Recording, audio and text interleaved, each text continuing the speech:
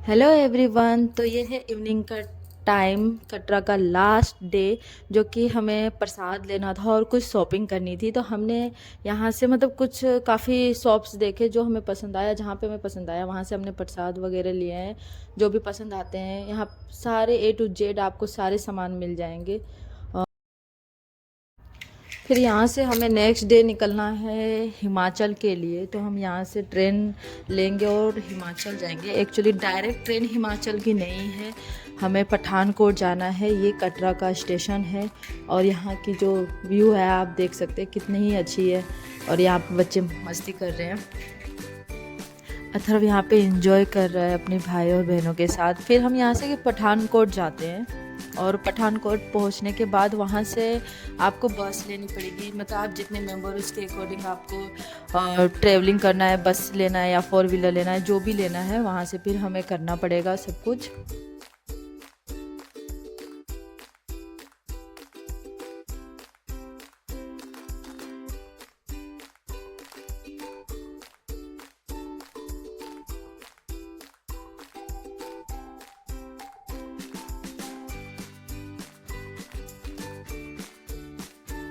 लो जी, हम पहुंच गए हैं पठानकोट। और यहाँ पे पठानकोट की स्टेशन इतनी क्लीन है, प्लेटफॉर्म इतना क्लीन है कि क्या बताऊँ। अद्विका को पसंद आया और वो सोची कि चलो मैं यहाँ पे इंजॉय कर लेती हूँ, खेल लेती हूँ।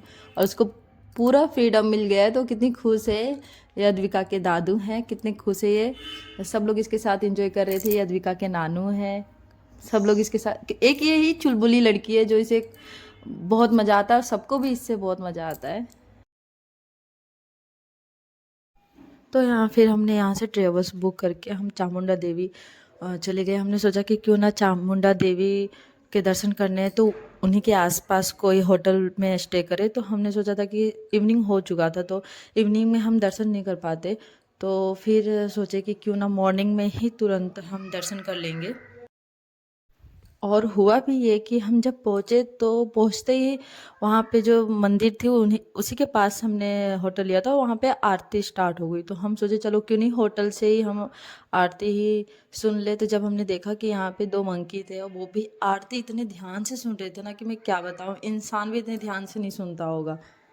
आरती सुनने के बाद मुझसे, अथर्व से और उसके उनके दादू दादी से बिल्कुल भी रहा नहीं गया। फिर हम रात में ही चले गए। एक सोचा कि चलो क्यों ना एक बार माता के दर्शन रात में भी करके आ जाते हैं। तो फिर यहाँ पे अभी जो मंदिर है वो उस टाइम मतलब मंदिर में काम चल ही रहा था। और ये यहाँ से नीचे जाने का रास्ता है जहाँ से आपको ये पानी वगैरह दिख रहा है।